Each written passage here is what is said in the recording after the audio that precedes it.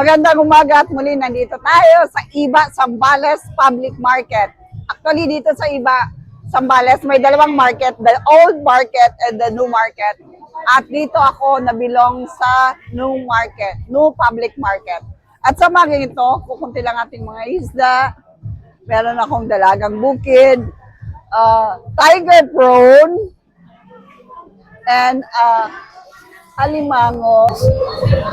Yan ang alimango natin. Medyo malaki siya. Okay?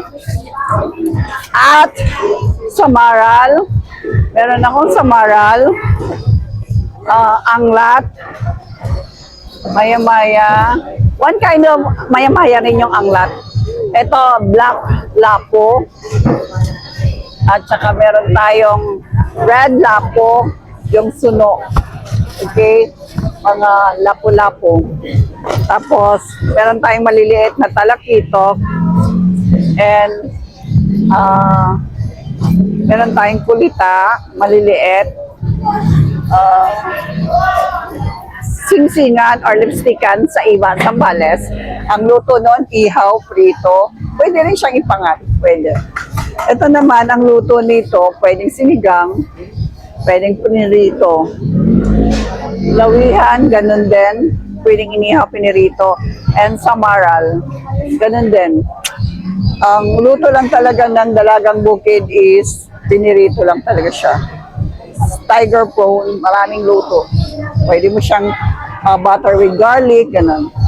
Tapos meron din tayo yung ito, octopus. Ang luto niya ng octopus, adobo. Pwede mo rin siyang ilagay sa chop suey. Pwede mo rin siyang takoyaki. Masarap din yan. Octopus, ginagawang takoyaki. Okay? At sa umagang ito, maraming salamat po sa lahat ng patuloy na sumusubaybay sa akin. Salamat sa inyong suporta. Salamat po sa lahat ng walang sawang panunod ng mga videos ko. And sana patuloy niyo po akong suportahan by making a comment and liking in my FB page, by subscribing my YouTube channel. Once again, palagi kong sinasabi sa inyo na if I reach a certain number of subscriber in my YouTube channel, I will be having live every night. Pagkakaroon po ako ng live every night, tackling many different topics like teaching angelology or marami po tayong interesting topic na pwedeng pag-usapan every night kung masusunod ko na yung list of subscriber na required ni YouTube. So, sa umagang ito, habang hinihintay natin ang ating mga customers, kasi weekdays ngayon, sometimes wala masyadong tao dito. I just want to thank Ma'am Lindy Bronker. Hello, Ma'am. Good morning. Si Ma'am Lindy Bronker, who is always there for me. 350 na lang. Si Ma'am Lindy Bronker is always there for me. Thank you so much, Ma'am. Sa aking YouTube channel, nandyan ka palagi. Sa aking FB page, thank you so much. At pag nag-live ako, ikaw always, imagine, Ma'am, waking up at 2:46 a.m. Madaling araw, nagising ka just to watch my YouTube channel.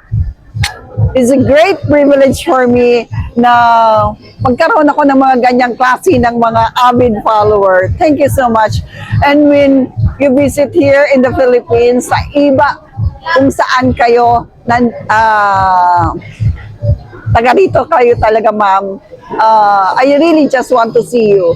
Gusto ko makita ang taong hinahangaan ko rin dahil sa mga ginawa niyong suporta sa akin. From the bottom of my heart, thank you so much, Ma'am Lindy Bronker. Shout out sa iyo. At hindi ko kayang i-express ang too much gratitude for supporting me. As parang I was amazed and overwhelmed by your comments na imagine madaling araw, you have work to do, pero nagising ka just to watch my YouTube channel. Thank you so much. May God bless you more. May God give you good health always, strength every day para makapagtrabaho at magandang pangangatawan. Ma'am Lindy, salute to you. Again, Hindi lang ako nagtitinda ng isda.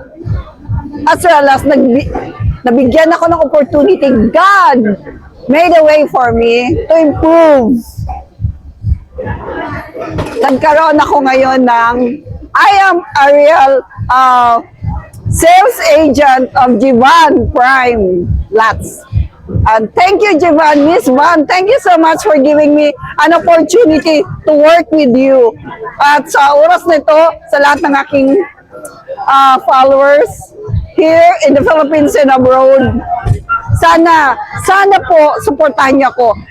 If you want na magkaroon ng investment in the future, pwede po kayong bumili ng lote. Ibibenta sa inyong lote. Good morning, ma'am.